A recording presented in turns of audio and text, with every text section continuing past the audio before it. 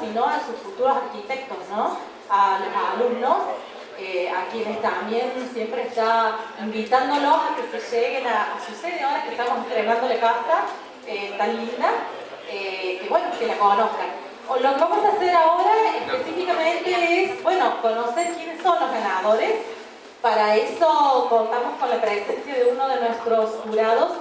El jurado estuvo integrado por 3 arquitectos, uno por parte del Colegio de Arquitectos, el arquitecto Carlos Iravena, otro por parte de la facultad, que tenemos a nuestro querido Alejandro Romanuti, que recién nos está escuchando.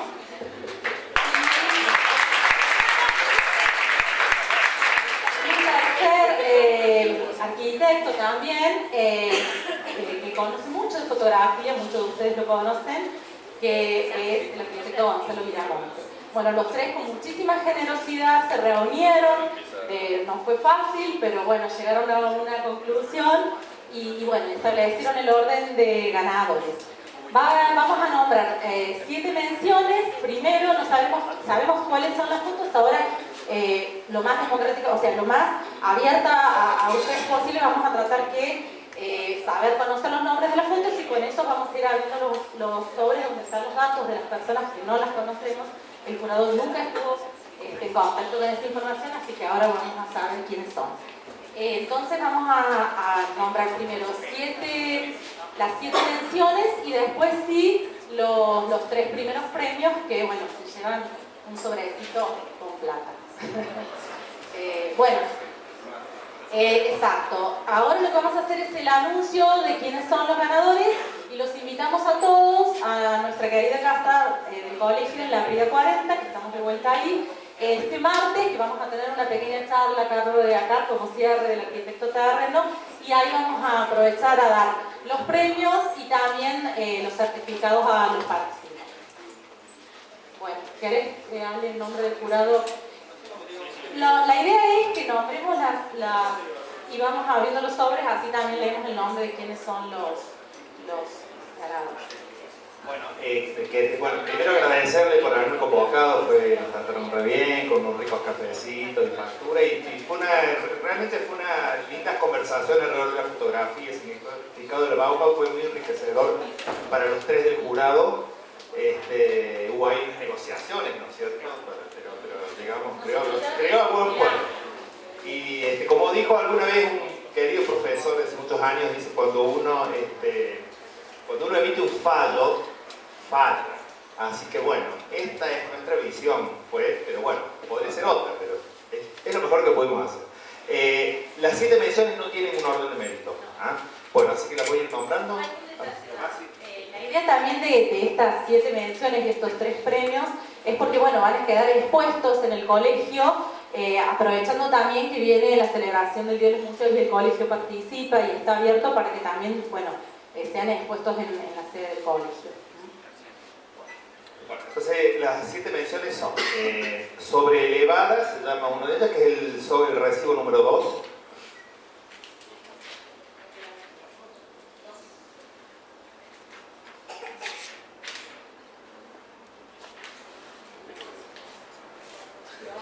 Bueno, esto después vamos a poner un cartelito ahí afuera, ¿no es cierto? Bueno, las apariencias engañan, el recibo número 14. Martín Ezequiel Audicio, y es estudiante en este caso. El número 14. Bueno, el número 8 es Claridad Vanguardista.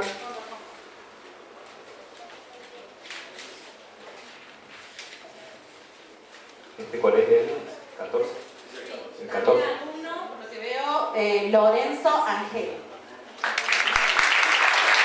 El número 8, Claridad Vanguardista. El 16 es el otro, el 10. Bien. En este caso, María Eugenia Taborda, también alumna del curso.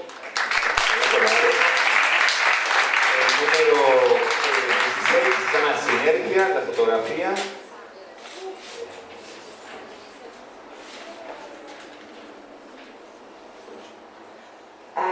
Acá tenemos a María Alejandra Castro Landaburu. En este caso es una profesional matriculada.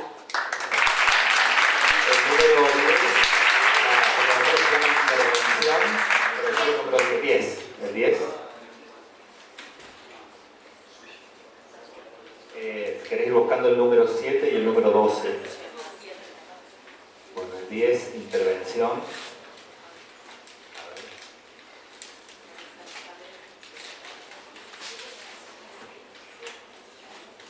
Sí, también alumna Anita Julia Gorena. El número 7, Herencia.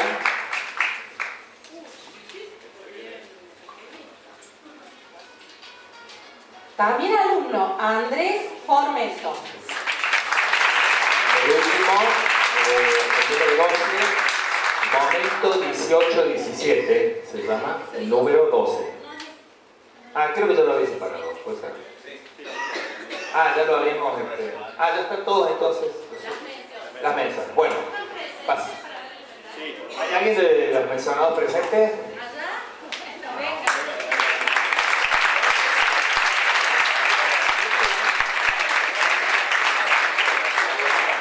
Bueno, después ponemos allá.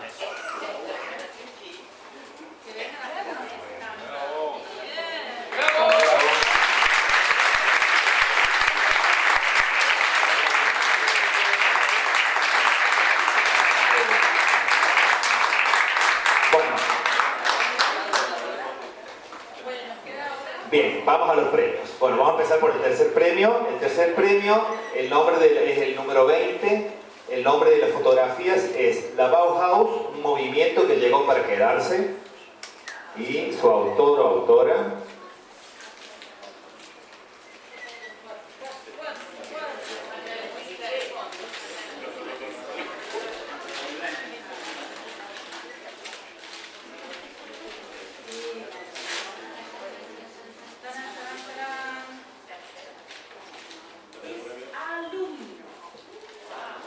De Grandis Thomas.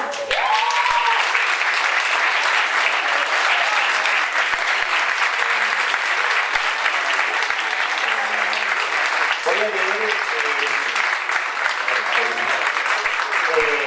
a leer lo que hemos puesto acá. Dice La Bauhaus, un movimiento que llegó para quedarse, se llama la fotografía. La composición de la fotografía genera un efecto de extrañamiento que conlleva indagar en el texto que de manera inteligente trabaja el concepto de contraste entre dos épocas. Bueno, el segundo premio entonces. El segundo premio lleva por nombre el ABC de la Bauhaus, el número 21. Parece que hay otro.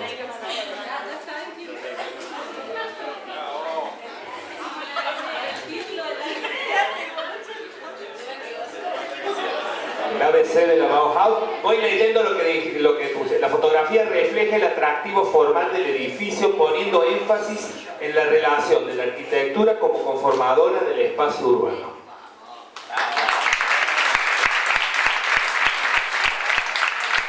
Bueno, su autor es Gustavo Macaña.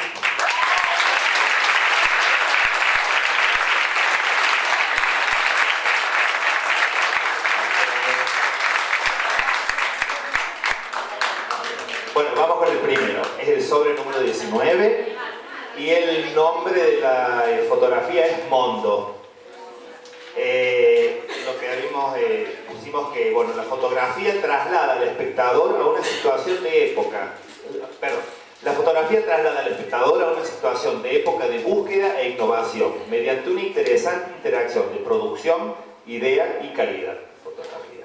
Y el ganador, también estudiante de arquitectura, Bustos Agustina Aldana.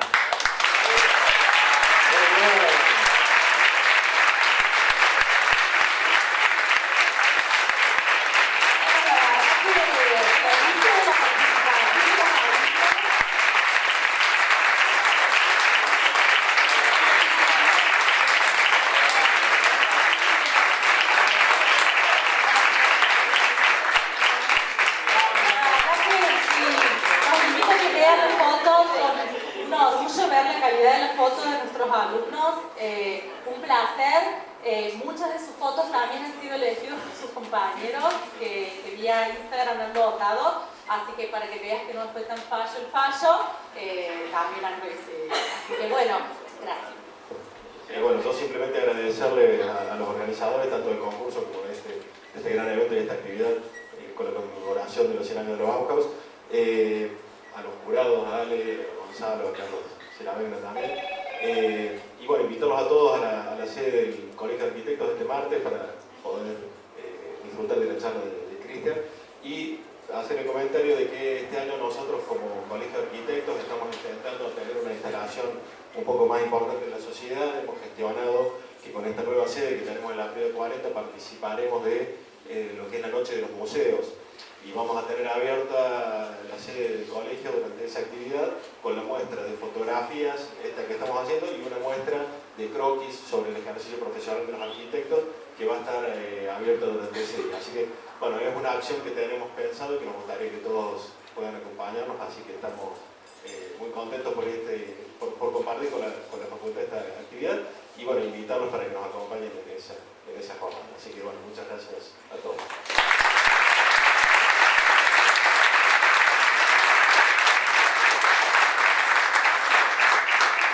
Bueno, como coordinador de las comisiones del Colegio de Arquitectos de la Regional 1, quiero agradecerles a Lisa, a Geo Mastio, que nos puede estar acá, el trabajo que han hecho, que lo que vemos acá es una puntita, pero atrás hay todo un trabajo de producción, desde las bases, así que, bueno, rescatar estos espacios del colegio con que contamos para que puedan participar todos los arquitectos de las distintas actividades que llevamos adelante en las distintas comisiones. Es un espacio muy bueno, muy interesante para que los colegas participen y le den sentido e identidad al colegio, ¿no? El colegio es de todos los matriculados, nos toca a nosotros conducirlo, pero es un espacio en el cual el arquitecto puede proponer cosas, actividades a través de estos distintos espacios, como les decía, de las comisiones. Así que bueno, nada más y lo dejamos con las charlas. Muchas gracias.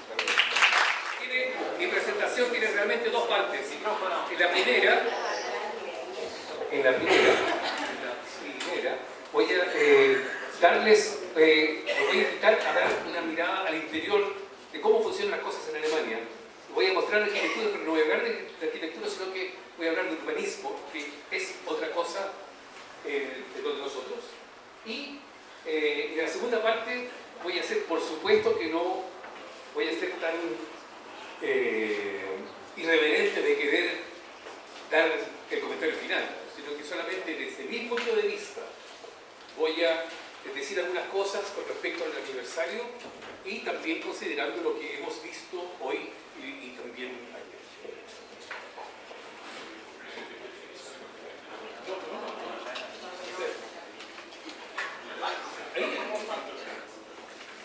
Primero que todo, como ustedes saben, hay 3 lugares del Bauhaus en Alemania. El Bauhaus fue fundado, no lo olviden, en Weimar. Y después del 25, porque la ultraderecha ganó muchos votos, tuvieron que irse a Dessau. No se dice Dessau, sino que Dessau. A-U en alemán es A-U, Dessau. Y al final tuvieron que irse a Berlín, pero ahí no tuvieron ningún edificio ni nada. Ahora, esto todavía tiene una inmensa importancia porque estos 3 lugares son los 3 lugares que tienen las más importantes instituciones que llevan el nombre Bauhaus. El caso de Weimar, son 2, el museo y la universidad. El museo tiene el archivo más antiguo del Bauhaus, porque cuando se tuvieron que ir el 25 dejaron 100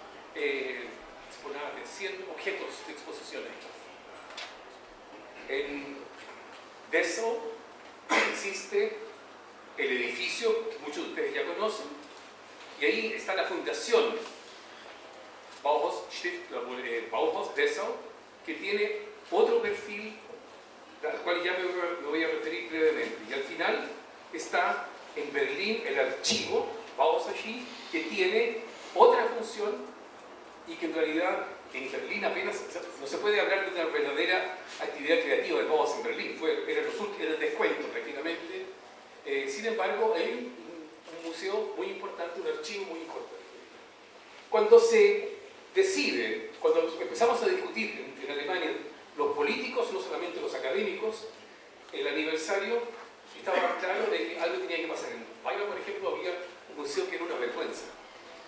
Y el gobierno federal muy prontamente descubrió que el aniversario del Bauhaus se podía aprovechar como una medida de política exterior, incluso de política comercial. Demostrar en Alemania, miren ustedes la cultura que hemos tenido y que seguimos teniendo.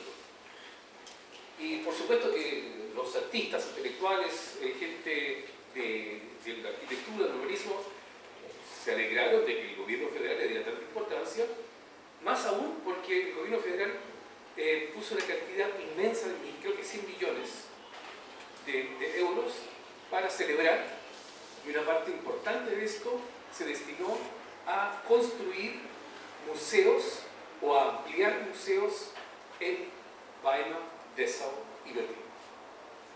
Y yo les voy a brevemente mostrar cómo se hizo en cada parte desde el punto de vista urbanístico. Insisto, nosotros hacemos una inmensa diferencia entre arquitectura y urbanismo. Yo no voy a hablar de arquitectura. Aquí tenemos una imagen que ustedes conocen. Ayer mostré otra imagen del mismo edificio. Es el archivo del Bauhaus en Berlín. Es originalmente un diseño de Gropius, pero hecho para Darmstadt, no para Berlín. Y este edificio, ya lo dije ayer, Este edificio tiene un archivo muy importante, pero es sobre todo un santuario para Walter Gropius. Llegó todo lo que Gropius se preocupó de juntar, de coleccionar, y a uno de sus tipos más, digamos, a su exegeta más importante, le encargó de abrir en Darmstadt un museo que al final terminó llegando a Berlín. Es importantísimo, hay muchas cosas realmente muy valiosas ahí. Por ejemplo, yo estoy comenzando con otra gente a hacer un estudio, una edición sistemática que va a durar décadas, al fin del año lo vamos a vivir, de todos los textos de Bauhaus. Eso también está explorado. Bueno, este archivo era imposible trabajar ahí, porque llegaba mucha gente y está en el pleno centro de Berlín, como ya verán. Entonces hubo un concurso. Y ahí, miren, el todo está. Antes el muro estaba cerca de aquí, y eso era un terreno muy poco céntrico. Sin embargo, hoy en día, aquí está el museo, el archivo Bauhaus, ahí está la columna del triunfo, aquí está la embajada mexicana, impresionante, las embajadas nórdicas, y aquí está el edificio central de la CDU, del Partido Democristiano, que es también, digamos, una arquitectura muy llamativa, para llamarla de otra forma. Es decir, es un lugar, aparte de eso, importantísimo. Antes aquí no pasaba nada. Sin embargo, hoy tenemos también, a través de estas instituciones, como el puente entre el centro occidental, que es más antiguo que la caída del muro, en los años 20, y el centro oriental. Aquí hay muchas embajadas, y para un lugar tan importante, es estupendo que ahí estuviera el Bauhaus-Archiv. Sin embargo, se llegó a una solución muy, el mismo Stab, el mismo arquitecto lo dice, muy tímida. Aquí tenemos una ampliación de los espacios del museo que no quiere llamar la atención y le hace una reverencia, palabras textuales de Stab, le hace una reverencia al viejo edificio de Gropius. Renuncia a todo tipo de expresión urbanística. Esto es solamente arquitectura, es solamente funcional. Sobre estética se puede hablar. El estudio de Stab es muy apreciado, es un tipo muy profesional que gana muchos concursos y ahí uno va a la segura. Sus proyectos se construyen bien y tienen siempre éxito. Ese es el caso de Berlín, es decir, se renuncia a una expresión urbanística aprovechando el aniversario, aprovechando que se puede gastar tanta plata en ampliaciones. Por supuesto, en los tres casos, por el vista del tiempo, renuncio a decir cuánta gente participó. Fueron, por supuesto, los tres casos que presento, concursos internacionales, muchos participantes. Imagínense la cantidad de gente que quería ganar para decir: yo construí el Museo Bauhaus en Berlín, en Dessau, en Weimar. Muchos. Dessau, ese es el edificio que ustedes conocen. Los colegas de la fundación siempre tienen que luchar porque vaya gente a Dessau. Dessau no es una ciudad tan atractiva como Berlín o como Weimar, es una ciudad industrial que cayeron muchas bombas, y aparte de eso es una ciudad industrial que sufrió terriblemente por la desindustrialización después de la caída del muro. Una ciudad con grandes problemas. Y en Dessau ha habido diferentes directores y ahora una directora de la fundación que, por supuesto, tiene un criterio estratégico, defendiendo la institución, también la presencia internacional, la presencia urbanística. Aquí está, podemos ver el edificio histórico del Bauhaus, la Bauhausstraße, es una ciudad de baja densidad, pero incluso con muchos edificios desocupados por el declinamiento de la población. El Bauhaus, el edificio que la mayoría de ustedes conocen por lo menos por fotos, está aquí. Ahí están las Meisterhäuser, las casas de los maestros, que han sido reconstruidas con mucho dinero, con mucho éxito. Como les decía, un rosarino que acaba de sacarse el premio de arquitectura este año, Pepe Márquez, de José Gutiérrez Márquez, es catedrático de mi facultad en Weimar. Bueno, él se hizo ahora más famoso aún con eso. Entonces, la idea del Bauhaus, de la Bauhaus-Stiftung, de la fundación, era aumentar la importancia de los dos lugares donde hay los objetos más atractivos. En lo posible que el museo se pusiera aquí o cerca de las Meisterhäuser. Espacio habría habido. Hubo una inmensa discusión y hubiera sido, por supuesto, una decisión con criterio de política cultural. Y habría dado un inmenso impulso a la fundación. Sin embargo, en Dessau, Dessau tiene un gobierno de la ciudad muy difícil, complicado, y Sachsen-Anhalt, Sajonia-Anhalt es una provincia, dirían ustedes, quizás con los políticos de menor altura de miras en toda Alemania. Y se impusieron ellos, los políticos, en contra de los académicos, pero como urbanista, debo decir, hay que tomarlo muy en serio. Ellos dijeron, el centro nuestro, el centro de Dessau, está en pésimo estado y necesitamos un impulso. Entonces, el Museo del Bauhaus se va a poner en un parque público frente a edificios, a negocios, en parte vacíos, o a centros comerciales de baja calidad estética y con muy poco éxito. Y es así como se llegó. Aquí está el parque, ese parque, aquí hay 3 edificios que se llaman casas Y, edificios Y, un tipo muy llamativo del tipo de Alemania Democrática, y el museo entonces se instala aquí. Ahora vean ustedes, perdón, esa es la calle, y realmente ahí no pasa casi nada. Entonces es comprensible de que quieran llevar ahí un impulso. La gente incluso el director se terminó yendo, el director desde el tiempo. Ahí se está construyendo, ganó un grupo,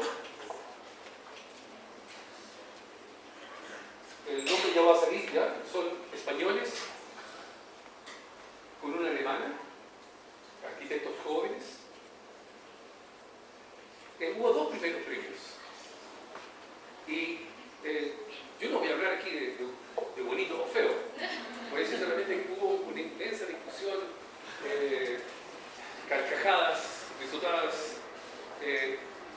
pero este equipo, este estudio perdió y se está González Ruiz Zavala de Barcelona. Eso es lo que se está y ya, en realidad está listo. Tengo que pedirles disculpas. Hace 2 semanas se inauguró, yo no pude ir, y si no habría una foto fresquita. Eso es entonces Dessau. O sea, el impulso del museo de Bauhaus se utiliza para una medida comunal que como urbanista yo no puedo criticar, pero que por supuesto va en desmedro del aumento de la importancia de la trascendencia del Bauhaus como la principal, prácticamente no la única, pero la principal institución, el principal foco cultural, histórico de importancia de Dessau. Ustedes, los que han estado en Dessau, seguro que han ido solamente por el Bauhaus y no han ido por el parque clásico ni por una iglesia cerca de la municipalidad. Ahora llegamos a Weimar, una institución que se llama Bauhaus, recién desde el año 1996, es mi universidad, la Casa Central, aquí ya hablé del Instituto de Van der Velde. Originalmente, mis colegas, yo no me metí en esa discusión, querían que el nuevo Museo del Bauhaus se construyera directamente entre la universidad y el parque, un parque muy bonito que hay. Para eso habría que haber destruido, demolido la mensa, el comedor universitario de tipo de Alemania Democrática. Una inmensa discusión. Mis colegas no se impusieron, yo digo afortunadamente, yo creo que hoy todos decimos afortunadamente. Aquí tienen ustedes el plan negro de Weimar. ¿Quiénes conocen la ciudad histórica? Ahí reconocen la estación, es decir, esto comienza a desarrollarse en la segunda mitad del siglo XIX. Clásico. Y aquí está el parque, hay un parque precioso, y la Haus am Horn está aquí. Es esa. Sin embargo, hubo una discusión grande de poner el museo, también mucha gente estaba a favor de tener el museo al lado del Teatro Nacional, donde se fundó la República de Weimar. Ahí había un lugar que había sido parte de la ciudad histórica. Sin embargo, esto había sido por aquí. Pero no, ustedes reconocen aquí unas figuras raras. Esto es un parque. Originalmente este parque cruzaba Weimar. Weimar no es una ciudad, sino que se decía, es un paisaje con una ciudad adentro. Y el paisaje incluso lo de parte del señor Goethe se atina realmente al culmio. Aquí hay este parque, es muy importante, después voy a mostrar un dibujo. Ese parque se llama Eje Cultural y es de los años 20, y es típico que casi nadie lo conozca, porque es de los años 20, es absolutamente moderno, es progreso social, pero no lo construyó el Bauhaus. Y quien va, ustedes mismos cuando van a Weimar, van a ver las cosas del Bauhaus y no otras riquezas. En este caso se trata de un parque siguiendo la tradición de los parques populares, es un Volkspark, y aquí vive gente de bajos ingresos, y es un parque con una piscina, hay un liceo, un gimnasio muy bueno. La gente de bajos recursos vive cerca del centro y tiene todo a su disposición. Es una vida no de lujo, sino que es lo que queremos, digamos, el Estado social. Pero el jefe del urbanismo de aquel tipo no se entendía bien con núcleos y por eso nadie habla de eso. Y aquí ven esa forma bien extraña, que se nota que no es parte de la ciudad histórica, ni tampoco de este jefe de urbanismo socialdemócrata. Aquí tienen ustedes una imagen aérea del año, creo que es del año 90. Pasa lo siguiente, que Weimar, ustedes sabrán que en Weimar estuvo Martín Lutero predicando, Johann Sebastian Bach tocando en la iglesia, Lucas Cranach el Viejo pintando, los enciclopedistas, era el principal. O sea, Goethe y Schiller no fueron los primeros. Los hermanos Humboldt pasaron también por ahí, por supuesto. Franz Liszt vivió 3 décadas. O sea, tiene en ninguna parte del mundo, tampoco Alcalá de Henares es comparable, en ningún país que yo conozco existe una concentración de historia y cultura como en Weimar. Y solo tenemos ahora 63.000 habitantes. Sin embargo, hay una enormidad de valores históricos y por supuesto que cada régimen trata de apropiarse de él. Y que la constituyente el año 18-19 se fuera a Weimar tiene que ver con eso también. Pero para untarse de cultura, de historia, lo que es comprensible. Pero los nazis también lo quisieron hacer. Los nazis tenían incluso un plan en München, Nuremberg, Weimar y Berlín. Eran las ciudades principales del nazismo y Weimar era la capital del Gau. Gau es una palabra germánica antigua que viene a significar algo así como comarca. Entonces, para cada comarca, para cada Gau, los nazis desarrollaron un tipo especial de centro cívico. Y el único que se alcanzó a declinar casi completamente fue el de Weimar. Llegaron los soviéticos, lo utilizaron y lo que era el Adolf Hitlerplatz pasó a llamarse Stalinplatz. Cuando Stalin murió y empezó la desestalinización, Alemania Democrática le puso Karl-Marx-Platz. Cae el muro, Weimar pasa a ser occidental y desde entonces se llama Weimarplatz. Pero tiene otro nombre que ya se lo voy a explicar, ya sé que no me olvido. Entonces aquí estaba la sede de la dirección administrativa, digamos, de la administración pública, del Gau, el partido nazi, los sindicatos estaban ahí concentrados. Y esto llegó a ser un centro, una asamblea para, nunca me acuerdo para cuántos miles de personas.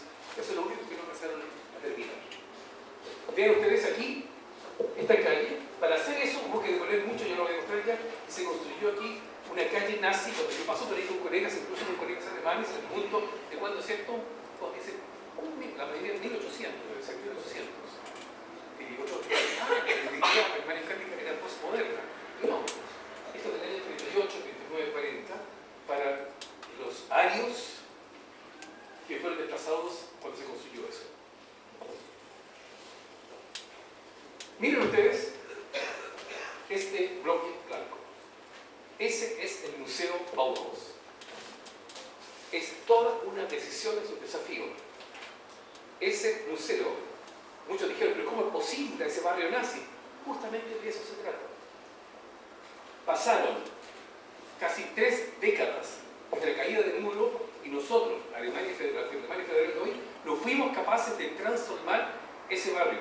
Tú llegabas en tren, ibas caminando al centro histórico y como que tenía escalofrío al pasar por ahí, y estaba prohibido pisar el césped, y ahí funciona la educación pública, está bien que funcione ahí, pero digamos, no había cambiado nada, solamente el nombre, Weimarplatz. Entonces, ¿qué pasa? El museo se instala ahí, sobresale un poco sobre los edificios nazis, y se trata de resignificar ese barrio de diferente manera. Aparte de eso, está en una relación geométrica con el Parque de la Cultura. Y no con... Alguna gente dice, pero está mal, porque no está paralelo al edificio justamente de eso se trata. Ahí entonces se empezó a construir, aquí tienen productos de Weimar. Estos son dibujos de Heike Hanna. Hanna es un apellido japonés, es una alemana, arquitecta alemana, que ahora es catedrática, que fue asistente de Weimar, por eso conoce el lugar muy bien. Ella hizo un diseño que muchos mal entendieron como un intento de reproducir, de seguir tejiendo el estilo Bauhaus. Heike Hanna es la primera que reclama, dice, no, si no hay un estilo Bauhaus. La idea de ella es otra. Hay que saber que Weimar, yo dije solamente las cosas buenas de Weimar. Weimar tiene 2 partes. Weimar es la historia alemana.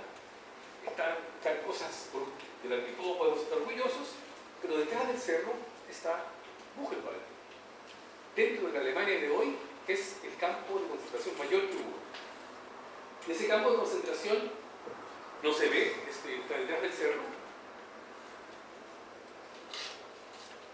En general, Weimar tuvo una influencia importante para los nazis. Hitler fue personalmente ahí a decidir que no es verdad que Hitler haya decidido todo, eso es una simplificación absurda.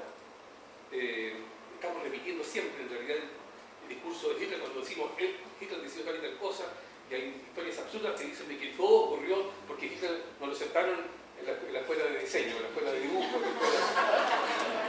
Eso sigue siendo una opinión muy mayoritaria. No, pero él realmente fue para allá porque era importante en un momento en que ya estaban escaseando los materiales para la guerra, de darle importancia al Gau Forum, al foro del centro cívico de ese Gau. Los nazis querían cambiar todo Weimar. Aquí pueden ver ustedes uno de los planes que hubo en el año 42. Y esto fue lo que realmente, no, tampoco lo que se realizó, pero es que ya estaba un poco más definido. Aquí está la calle que les mostré, sinuosa, y ahí pueden ver los servicios principales. Lo único grande que ya existía es eso de ahí, es el museo, que se llama el Nuevo Museo. Cuando tú llegas a la estación y caminas a la ciudad, te vas por una avenida muy bonita. Tú tienes al fondo de una avenida, vas bajando poco a poco, en un museo. O sea, es un bello ejemplo de la cultura urbana burguesa, es la burguesía, la Bildungskultur, una burguesía culta de Weimar, que se concede un museo en una parte tan importante.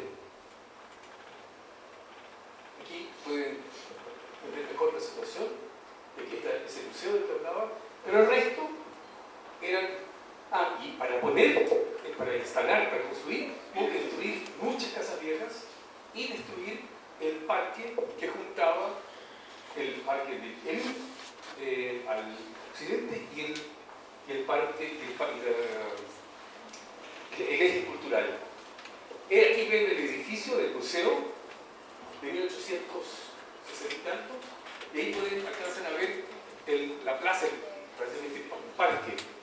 Eso fue lo que demolieron los nazis, cambiaron completamente la topografía e instalaron el Gauforum, cultural. A mí me es importantísimo y nadie le da bola porque nos hace pocos. Estas imágenes, como pueden ver, estos autos occidentales, poco después de la caída del muro, se convirtió en un inmenso estacionamiento. Lo que iba a ser la asamblea de los nazis, ahora es un centro comercial. Eso es lo que es. Aquí, desde el centro comercial saqué esta foto, pero ahora esta plaza se llama Jorge Semprún. Para los alemanes es muy difícil conocerlo. Jorge Semprún-Platz. Jorge Semprún, que había sido comunista, estuvo en Buchenwald y fue liberado. Y ahí se fue a Francia. Y él ha escrito sobre Buchenwald. Entonces, y la plaza, directamente frente al Museo del Bauhaus, se llama Stefan Hessel. Stefan Hessel, ese judío que estuvo en campo de concentración, que estuvo en Buchenwald y que escribió el libro Indignados, Indígnense, hace poco y ya murió ya. O sea, también es un proyecto de internacionalización y de recentralización a través de los nombres, que no es lo principal. Miren ustedes los dibujos de Heike Haneler, esa silueta allá atrás. Heike Haneler, cuando presenta su proyecto, yo estuve en el archivo en Berlín, cuando se presentaron por única vez los 3 proyectos simultáneamente, y muy típico de arquitectos, con el perdón de los arquitectos y arquitectos presentes, los de Berlín, los de Dessau, hablaron de su arquitectura. Y explicaron detalles. Heike Haneler empezó con la historia, lo mismo que les he dicho yo, del eje cultural, del Gaucho. Ella empieza con la historia urbanística. ¿Por qué? Porque en Alemania, en realidad, en muchos casos, el mejor ejemplo es la nueva capital en Berlín, el Arco del Spree. En Alemania, mucho más que en América Latina, el espacio, el paisaje, el urbanismo son un elemento de definición de identidad. Y no que a la canciller se le ocurra de tal y tal manera se va a hacer, sino que generalmente hay inmensas discusiones. Por ejemplo, el monumento al Holocausto. Entonces, son las discusiones las que van definiendo también lo que se va a hacer. Y Alemania entonces se reposiciona, va elaborando su historia a través de decisiones urbanísticas. Y Heike Haneler conocía, porque había trabajado en Weimar, conocía muy bien la situación, y el diseño de ella, el proyecto de ella es eminentemente histórico-urbanístico. La silueta que ven ustedes es esto. Es un caso bien curioso de 2 edificios blancos o un edificio doble. ¿Qué origen tiene? En tiempos de Alemania Democrática hubo, esto fue el año 67, 68, un proyecto urbanístico internacional y ganó una profesora de Weimar, y ellos eran típicos de aquel tiempo. También en Alemania Federal hubo proyectos así. Prácticamente se destruye la ciudad vieja, se moderniza, se crean, se automoviliza la ciudad. Eso afortunadamente no se realizó, con una excepción. Si ustedes, ahí está digamos, yo creo que se nota, no voy a mostrar cada edificio, cada situación, pero ustedes ven que en todas partes hay casi construcción nueva y queda el fondo cívico nazi, y ahí hay un edificio de altura. Originalmente se había pensado incluso en hacer un hotel ahí. Este edificio que existe hoy es el único caso que existe en Alemania, el único ejemplo de que Alemania democrática haya reaccionado urbanísticamente frente al pasado nazi. Alemania democrática fue fundada por gente que había escapado del campo de concentración o había estado en el exilio. Y es decir, eso no es nuestra historia, no nos preocupamos de eso. Pero se desentendieron completamente. Hay solamente, como les decía, un caso donde realmente se respondió, y estos edificios son blancos, ostentativamente modernos, y tienen un uso muy pacífico. Es un lugar estudiantil, baratísimo, y en aquel tiempo aquel tiempo de buena calidad. Entonces, tenemos aquí una... Y esta foto la saqué yo del techo de ese edificio. Aquí pueden ver ustedes el Gauforum y atrás alcanzarán a distinguir una torre. Esa torre es un memorial importantísimo de aquel tipo de democracia democrática para que se vea Buchenwald desde la ciudad. El memorial, esa torre está al lado de la ciudad. Y si tú vas a ese lugar y sacas una foto, no se ve. No, ese es el sentido. Es un caso muy curioso, único. Bueno, entonces nosotros pensando qué hacer con eso. O sea, no basta que tengamos un museo Bauhaus, sino que tenemos aquí ya está en construcción. Tenemos entonces la situación de que esta ciudad, que hasta el momento había sido solamente la ciudad del clasicismo, Stadt der Klassik, van muchos turistas cultos a ver Goethe, Schiller, Liszt, etcétera, etcétera, ir a la iglesia donde tocaba Bach. Sin embargo, esta ciudad ahora está cambiando de sentido, no solamente la ciudad del clasicismo, sino también la ciudad de la modernidad. Pero nosotros no queremos que eso sea, cuando digo nosotros, me estoy refiriendo a un grupo grande de gente. Por ejemplo, el director del Teatro Nacional en Weimar, toda la gente de la Fundación Weimar, del clasicismo de Weimar, que es importantísima, mi universidad, el jefe de Buchenwald, porque el campo de concentración es el pionero de la cultura memorial. Entonces, hemos tenido esto lleva 15 años ya de discusión, y hemos llegado a la creación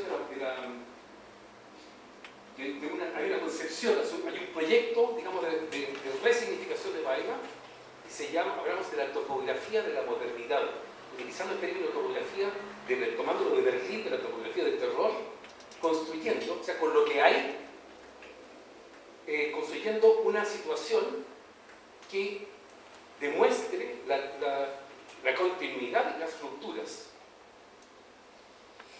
Comenzando con el museo, con el viejo museo, que se llama Neues Museum, Museo de Nuevo, pero viendo también el aporte del Parque de la Cultura, del eje cultural, sin demoler el edificio de los nazis, y también incluyendo el hogar estudiantil de Alemania Democrática. Y quizás les chocará lo que voy a decir. Nosotros consideramos de que tenemos ahí toda una línea de modernidad. La modernidad no es solamente democrática, sino que es una manera de construir ciudad que ha tenido diferentes fases, y monumentalismo y destrucción de la ciudad vieja ha habido en todas partes. Y nosotros pensamos que tenemos que asumir esa continuidad, y por eso le ponemos topografía de la modernidad. Entonces no echamos abajo los edificios nazis, sino que los integramos, cambiamos los usos, cambiamos los nombres, y muy importante es que Buchenwald por primera vez va a bajar a la ciudad. Casi nadie sabe de que la Alemania nazi obligó a 20 millones de personas a trabajos forzados. Muchos de ellos murieron en eso. De Rusia Blanca, de Ucrania, de Polonia, pero también españoles, franceses.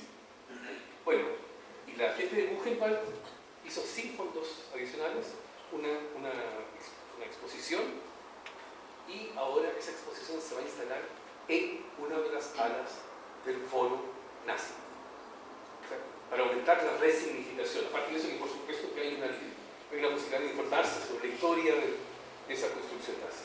Entonces, eso es un ejemplo de cómo en Alemania se hace, no un ejemplo, es un caso único, para mí entender el más fuerte, el más intenso, cómo se ha utilizado el aniversario del Bauhaus, no como lo querían algunos políticos para decir somos grandes. Miren el artículo de exportación, Made in Germany, no, sino que todo lo contrario, de reconocer también las culpas, también los capítulos, no olvidemos que fueron los peores crímenes de la humanidad del siglo XX. Y poner ahí justamente edificio de Bauhaus es una señal, reconocemos eso, pero también tenemos cultura. Es algo que por supuesto lo puedo decir ahora solamente de manera muy reducida. Y aquí, como les digo, no se trata de arquitectura, se trata de urbanismo, y no se trata solamente de construir algo nuevo o de mejorar, poner ahí una estación de buses, por ejemplo, sino que también de darle otro sentido. Y un colega nuestro, Harald Bochas, que algunos de ustedes conocen, tuvimos esa idea, invitamos en Weimar, como hay tantos turistas de cultura, los guías turísticos son importantes, son sobre todo guías mujeres. Y Harald Bochas dio una inmensa charla sobre esto, digamos, cualificando a los y las guías. Y hoy eso está haciendo, o sea, ahora cuando llegan los turistas, generalmente ya escuchan esa nueva versión. Eso es algo que seguramente, eso, cuando llegan turistas a Weimar, nadie pregunta por eso, o a Alemania, porque eso, tengo entendido que en otros países no existe de esa manera. Tú lo preguntas por cosas que la gente no tiene idea, o sea, la gente ignora que ignoran eso. Por eso me parece tan importante presentarlo y los insto a ir a Weimar y no solamente a Dessau. Los de Dessau dicen ahí fue el florecimiento de Bauhaus. Sí, Weimar solamente fue fundado, pero se trata de cómo tratamos la historia. Bueno, voy a terminar con breves comentarios. Por supuesto que yo no voy a ser tan no ambicioso de querer resumir estos 2 días. Son solamente mis observaciones sobre el aniversario y sobre lo que he escuchado. Primero que todo, pienso yo que debemos considerar que los aniversarios y grandes crisis, conflictos sociales tienen algo en común. Es la mejor manera de resignificar algo. Un aniversario se puede usar solamente para festejar, pero generalmente hay discusiones, hay debates y hay nuevas ideas. Y al final, cuando termina el año, hay una nueva concepción, una nueva noción de aquello que se ha celebrado. Y por supuesto, uno nunca sabe en qué va a terminar eso. El aniversario de Bauhaus ha tenido muchos protagonistas. Lo mostraba 3 ciudades. En Weimar tenemos diferentes protagonistas, porque nosotros hacemos lo mismo que la Fundación Classic Stiftung de Weimar. Cada uno tiene su propia manera de celebrar. Y eso ha sido muy afortunado, porque algo así puede ser solamente una expresión plural y muy contradictoria. Aparte de eso, tenemos, se puede decir, ya estamos recién en septiembre, pero la mayor parte de las actividades ya pasó ya, podemos observar que una enseñanza general de la historia realmente aquí se ha vuelto a cumplir. Hoy en día, cuando hablamos de historia, tenemos un desdoblamiento del objeto de estudio. La historia misma, tal cosa pasó, a tal tipo lo mataron, tal cosa fue construida, demolida. Y la otra cosa es que tiene igual importancia la historia de las interpretaciones, de las narrativas. Y eso ha sido bien importante, porque al tratar nosotros las narrativas, por ejemplo, de Alemania Democrática, como explicaba ayer, los colegas de Alemania Democrática presentaban el Bauhaus prácticamente como socialista, propios casi como miembros del comunista, para que fuera aceptado. Pero ha habido otras narrativas muy diferentes. Y en Alemania Federal, en el caso de Ulm, demuestra una parte importante del establishment alemán federal desconfiaba, rechazaba abiertamente todo lo que volviera a Bauhaus, a diseño moderno. Esta discusión entonces tuvo muy diferentes protagonistas, muchos historiadores de arte, urbanistas, arquitectos, y eso ha enriquecido la discusión bastante. Se puede decir de que este aniversario ha sido parte un campo de batalla de interpretaciones y de acciones. En parte porque, me parece muy afortunado, tenemos una cierta competencia entre Berlín, Dessau y Weimar, como notan también cuando yo hablo de Dessau. Pero es estupendo eso, porque eso nos obliga también, aparte de que cooperamos, nos queremos mucho, pero queremos que la gente vaya a Weimar y no a Dessau, porque no piensen de que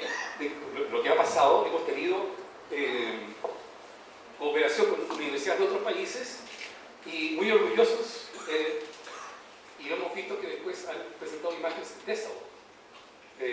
Pasa, ocurre. Bueno, como les digo, entonces ha habido una competencia muy sana, y aparte de eso, el perfil de los tres archivos, de los tres museos, se ha diferenciado mucho, y aparte de eso que nuestra universidad, como el lugar donde fue fundado el Bauhaus, tiene por supuesto también, participa mucho. Por otra parte, nosotros no aceptamos los fanáticos del Bauhaus. Confieso que si un alumno quiere estudiar urbanística, y en la entrevista cuando le preguntamos ¿por qué quieres venir a Weimar? Dice, porque yo soy fanático del Bauhaus, tenga las notas que tenga, no lo aceptamos, pero en serio.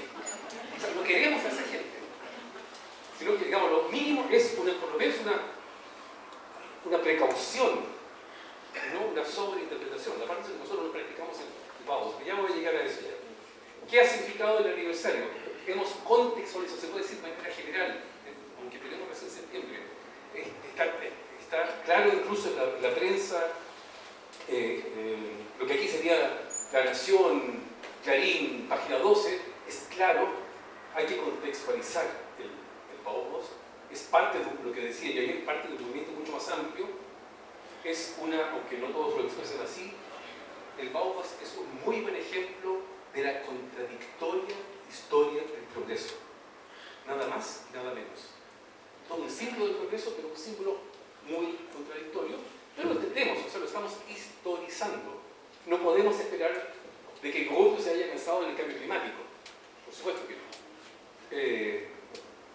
La misoginia de Gropius que mostraba ayer, que también mencionaba otra colega, en aquel tiempo era normal. El antisemitismo en el Bauhaus era común en Alemania, aunque en ese tiempo todavía no tanto.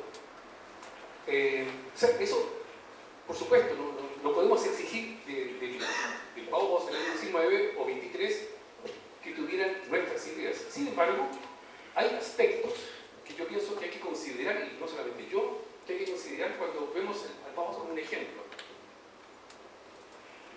El hecho de que el Bauhaus actual, y ahí sí que se puede generalizar porque prácticamente todos lo hicieron, ¿cómo se dice? De rey a paje. Nosotros representamos la historia del progreso, nosotros hacemos lo nuevo, lo correcto, y lo viejo no importa. No tenían un concepto de mantención de ciudad, no tenían un concepto de respeto de la cultura. O sea, es comprensible en aquellos tiempos, pero hoy no podemos tomarlo como ejemplo, sencillamente. No podemos seriamente, frente a la sociedad, decir lo que necesitamos es lo nuevo y lo vamos a construir nosotros, por supuesto. Nosotros sabemos cómo. Es el segundo aspecto. Hace un par de horas alguien habló de los saberes colectivos. La primera vez que yo escuchaba esa expresión, en alemán no existe de esa manera. Se puede traducir, pero saberes colectivos. ¿Cuál era la relación de todos los pobres respecto a la población? Era una población anónima, una población cuyas necesidades se quería satisfacer midiendo el radio de movimiento dentro de la cocina. Era un paternalismo social, muy social, pero un paternalismo. Era la idea de que era todo homogéneo. En aquel tiempo realmente la población era mucho más homogénea que ahora. No se trata de eso, pero hoy no podemos tomarlo como ejemplo. Otro aspecto es el del uso de la ciencia. La ciencia, es verdad que ellos realmente medían las cosas, calculaban, pero no olvidemos que en gran parte el recurso ciencia fue un objeto de legitimación del Bauhaus. Y yo pienso que todavía tenemos el problema en muchos campos nuestros, cuando actuamos en ciudad, de que se utilizan datos, cálculos, proyecciones, diagnósticos, se les da la calidad de algo científico para legitimizar lo que se quiere hacer.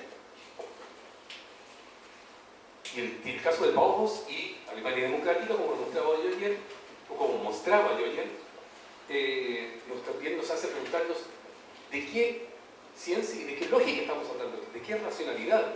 La racionalidad de la empresa capitalista o socialista de Estado que está construyendo,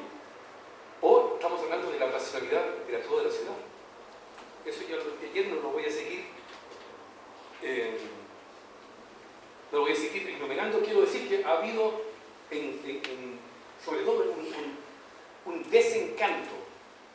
O sea, todos tenemos en el banco existe un verbo derivado de la palabra sobrio. Estamos ensobrecidos, ernüchtert. Y, o sea, orgullosos todos del paus, pero sabemos muy bien los bemoles. O sea, nadie ya lo puede ignorar. Y nadie puede decir, mire, yo hago las mismas cosas que el paus. Realmente no, ya no es posible. Pero por supuesto, alguien dijo la bella frase de historia como instrumento para el diseño. Por supuesto que sí. Pero eso como instrumento significa para copiar, para escanear lo que hicieron los otros. Pero hay mucho que aprender. Pero eso de aprender no significa sencillamente emular, pero no tengo necesario decirlo aquí.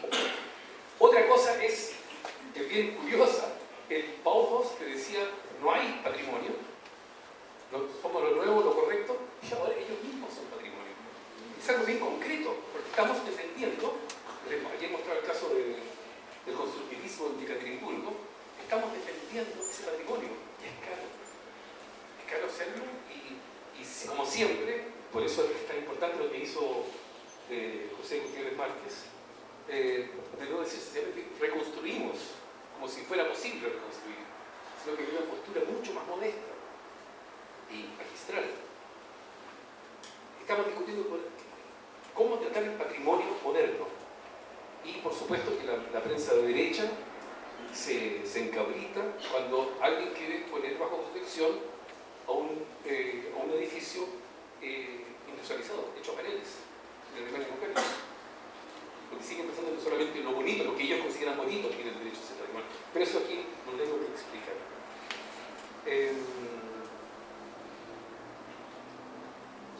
Llego al aspecto, con el que terminé ayer, de la naturaleza. En el fondo, el Bauhaus fue un producto de la sociedad en aquel tiempo capitalista, industrializada, la sociedad de crecimiento. El Bauhaus es una rueda importante en la maquinaria de la sociedad de crecimiento. El Bauhaus explicaba cómo aprovechar materiales, espacios, lugares, dineros, gente capacitada para que creciera la economía, para que creciera la ciudad, y en parte fue estupendo, la calidad de vida mejoró mucho, por supuesto. Sin embargo, ese tipo de crecimiento económico, sabemos, ya de los años 60, que no puede seguir así. Tenemos que pensar en los recursos, tenemos que gastamos, que no se puede financiar. Miren, yo acabo de entender hoy lo barato que es la gasolina en este país. Ustedes pero en serio, comparten, en serio. No, es que perdónenme, para no tener el bolsillo de ustedes, seguro que no. Pero con la benzina tan barata, se fomenta el uso del automóvil. Compárenlo con el precio en otros países. Pero bueno, por ahí pueden ver, sí, es difícil, no hay soluciones fáciles para esto. Si yo fuera argentino, creo que estaría en un partido que exigiera que aumentara el precio de la gasolina. Y va a venir eso, les va a pasar. Y no se trata de hacerlos... para explicar así, en Alemania se bueno, pero solamente con eso, pero me alegra que hayan reaccionado así, porque no hay soluciones ideales. Tienen que ver también mucho con mentalidades.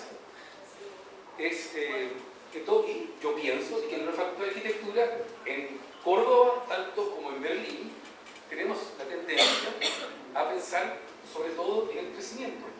Y ese crecimiento ya no se da de qué manera. Leí hoy en el diario de que la década pasada en Europa fue la década con la menor tasa de crecimiento económico en la historia. Desde que se tiene cuenta de eso, desde fin del siglo XIX. Y los crecimientos antes no van a volver.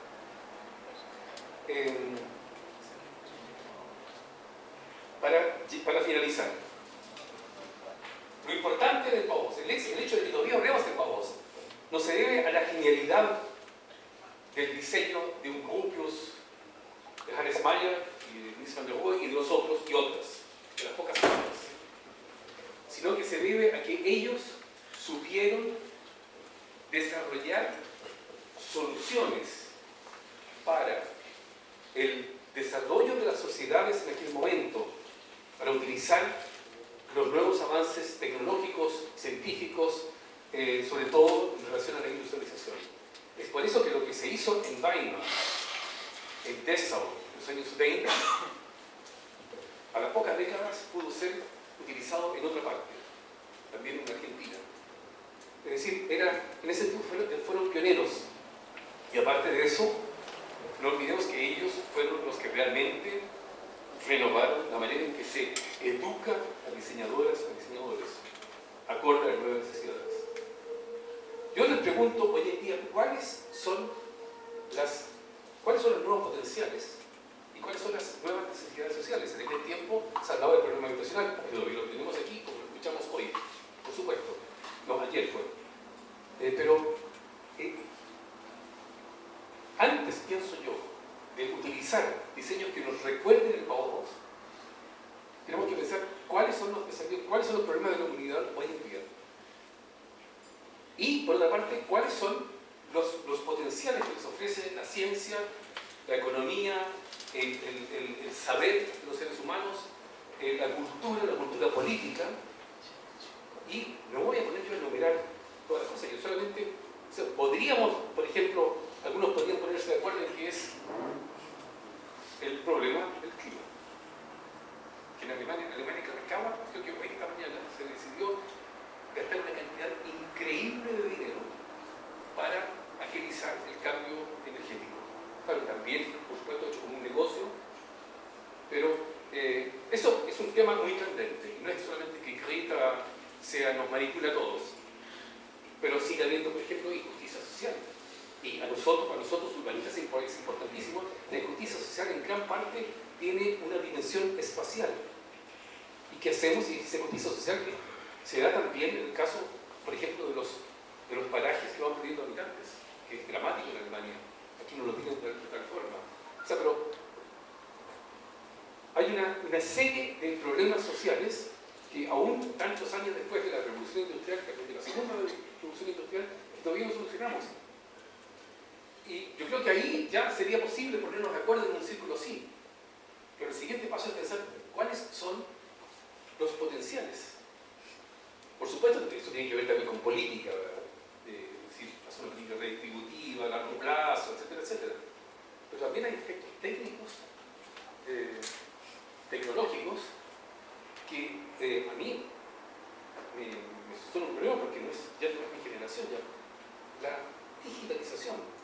Podemos entender la digitalización como un gran negocio. Y así se está imponiendo. Miren ustedes mi computadora, por ejemplo,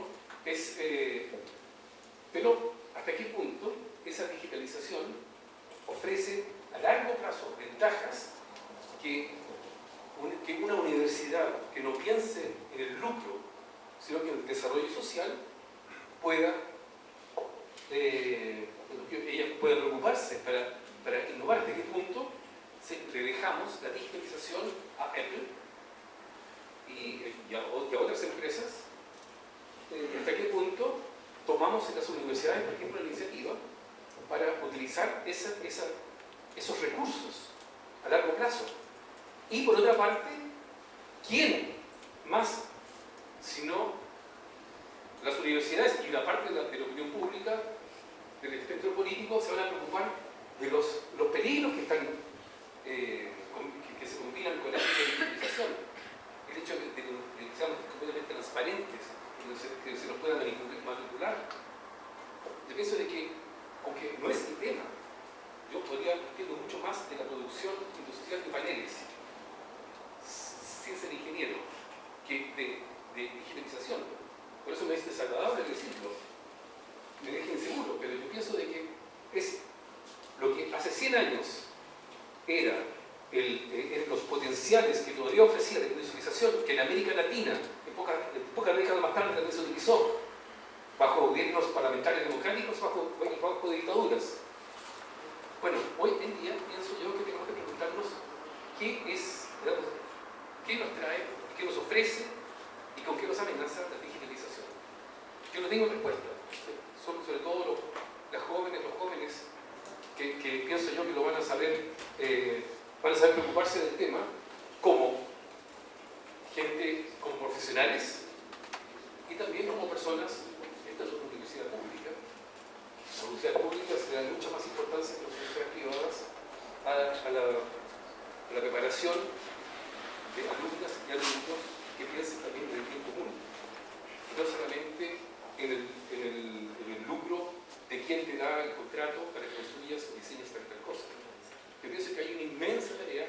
Creo que nunca antes había habido tanta necesidad de universidad pública como en este momento. Y me alegra que en Argentina, como en Alemania, lo normal sea que haya universidades públicas muy buenas, pioneras, y es, pienso yo, nuestra gran responsabilidad. Muchas gracias.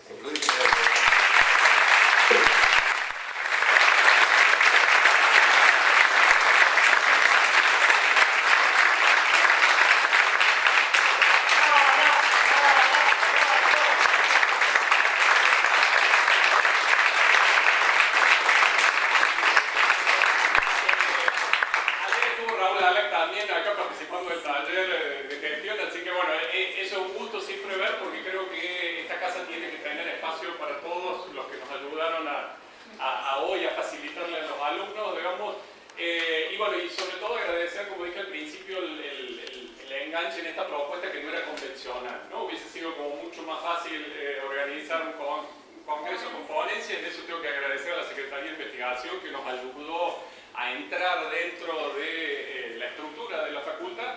Y bueno, y el objetivo, sobre todo creo que lo mejor de este encuentro, primero es el aporte que le podemos hacer a la facultad, a la estructura académica, pero segundo, creo que tal vez lo mejor que pasamos es algunos que conocemos hace mucho tiempo, digamos, o sea, trabajando juntos, pero esto fue un espacio para disfrutar el trabajo, para comprometernos, para reírnos, o sea, creo que fue muy saludable para nosotros como compañeros de trabajo, digamos, que en esta estructura que se nos ha hecho muy grande, ¿sí? O sea, donde muchas veces no nos conocemos, creo que estos espacios son buenos para acercarnos y compartir, digamos. Así que, digamos, todos somos la cara. Yo puse siempre el puntapié inicial, digamos, pero quiero agradecerles, digamos, y que ustedes le agradezcan a ellos, porque gracias a ellos...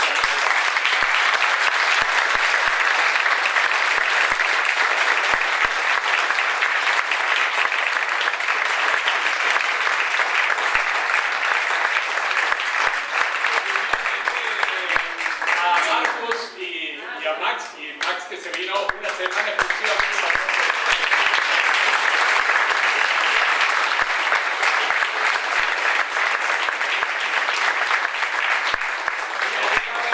Marcos fue gracias al Instituto Goethe, que es una institución en Córdoba que tiene una larga trayectoria, digamos, y bueno, y también a los recursos que el Ministerio de Ciencia y Técnica tiene un programa, nos dio un apoyo económico, y la facultad que nos ha ayudado en las impresiones, sobre todo tratando de hacer un evento que para los alumnos fuera gratuito, porque sabemos que si poníamos algún cupo en relación al costo para los alumnos iba a ser un elemento que dificultara en esta situación complicada. Así que bueno. Académica también, secretaria académica no. María Marcha, la persona, era la mediadora permanente, digamos, así que... Hablando, usar esa data, yo tengo el audio de la A la biblioteca.